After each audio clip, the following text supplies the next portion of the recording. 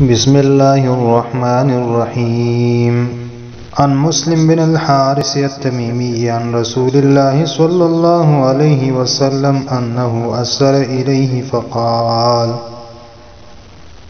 فقال إذا انصرفت من صلاة المغرب فقل اللهم أجرني من النار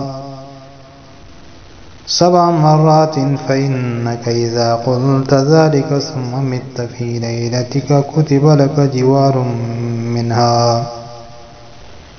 وإذا صليت الصبح فقل كذلك فإنك إن مت في يومك كتب لك جوار منها. مسلم بن حارث تمیمی رضی اللہ تعالی عنہ کہتے ہیں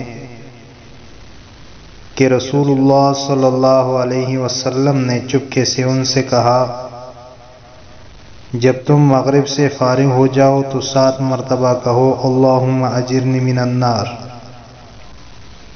اے اللہ مجھے جہنم سے بچا لے۔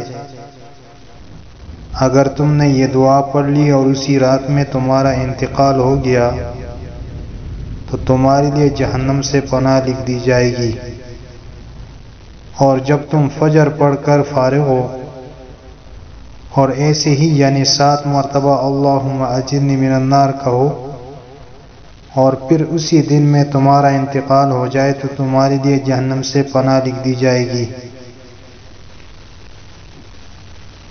یعنی نماز مغرب پڑھ کر بغیر کسی سے دنیوی کلام کیے ہوئے 7 بار یہ دعا پڑھو۔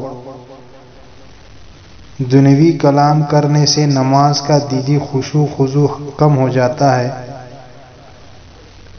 اور زبان پر نماز کی تاثیر کم ہو جاتی ہے۔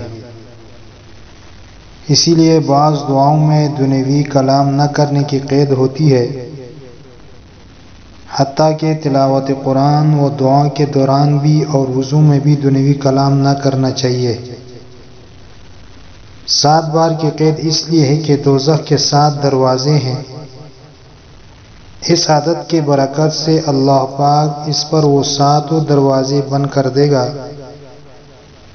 ہر عادت ایک تالے کا کام کر دے گا انشاءاللہ تعالی۔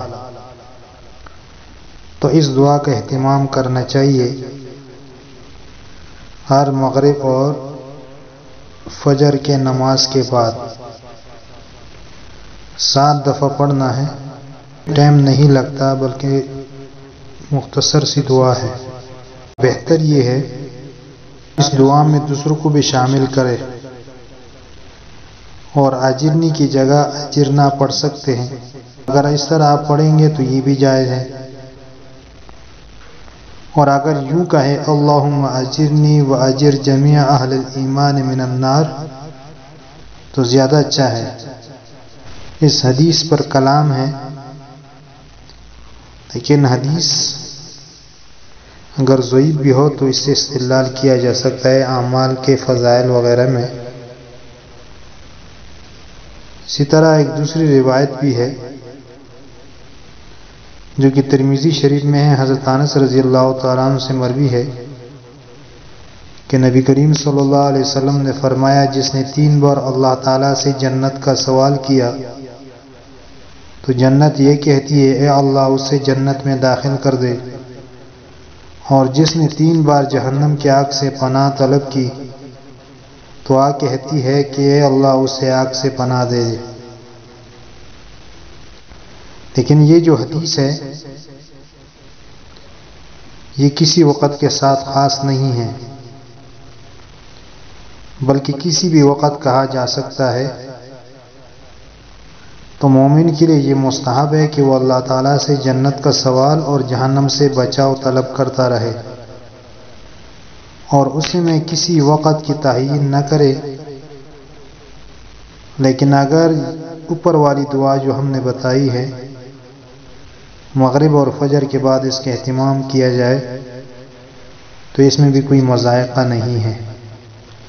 اللہ تعالیٰ سے دعا ہے اللہ تعالیٰ ہمیں اس پر عمل کرنے کی توفیق عطا فرمائے۔ وآخر دعوانا الحمدللہ رب العالمین۔